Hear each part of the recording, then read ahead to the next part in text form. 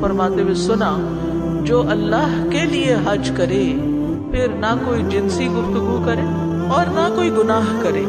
تو وہ ایسے گناہوں سے پاک واپس ہوگا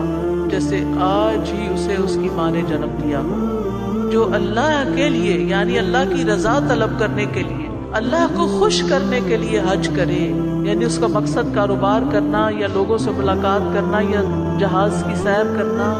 یا مکہ مدینہ دیکھنا نہ ہو، بلکہ اللہ کی رضا مطلوب ہو، آخرت میں اللہ کے چہرے کی طرف دیکھنا، جنت میں جانا اور جہنم سے بچنے کی امید رکھنا، یہ اس کی نیت میں ہو۔ کوئی فحش بات نہ کرے، حتیٰ کہ ہسبینڈ وائف بھی آپس میں کوئی اشاروں کنایوں میں بھی ایسی بات نہ کرے، کوئی گناہ کا کام نہ ہو، کسی سے جھگڑا نہ ہو، تو پھر ایسا شخص اس طرح حج کر کے واپس آتا ہے جیسے وہ آج پیدا ہوا ہے۔ اور پھر آپ یاد رکھیے کہ